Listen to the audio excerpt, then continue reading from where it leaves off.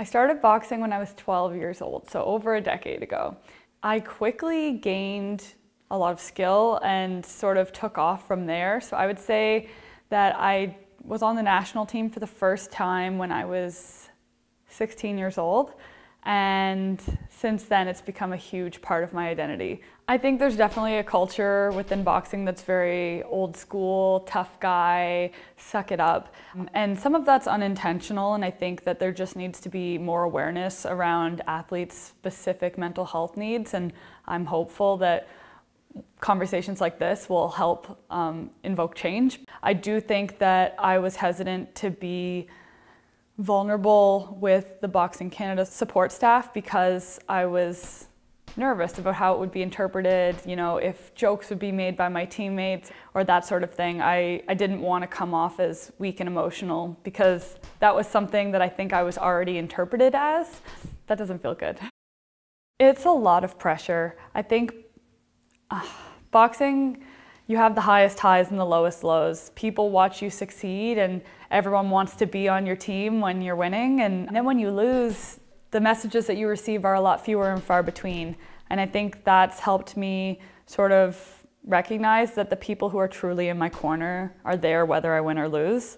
I know for me, the Olympics was always the goal. And even when I sort of knew that it wasn't right for me anymore, I kept pushing because I wanted to do it for St. John or do it for the people who helped me or do it for Boxing Canada or just like I was always doing it for someone else, but I don't know that I was ever really doing it for myself.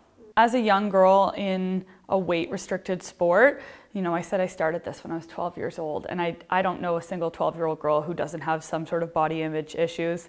But then sort of going into a sport where there's subtle language things like you're 3 pounds overweight or you need to lose this many pounds. It does have you questioning your body image and, you know, am I overweight? Am I too fat? And that sort of thing, which for me led to a pretty steep slope that I fell into, binging and purging, bulimic tendencies, over-restrictive with my food. And I worked with a dietitian who I think could sense that something was wrong. So I did end up opening up to him and starting the process of my recovery. But I will say that I think it's a lifelong journey because even though I've started to open up and be a little bit more vulnerable and open and transparent about it, it's something that I feel I'll always struggle with. Since my retirement, I've chatted with the high performance director, and I've had some one-on-ones where they want to use my experience as sort of a learning experience to go forward and make changes to the program.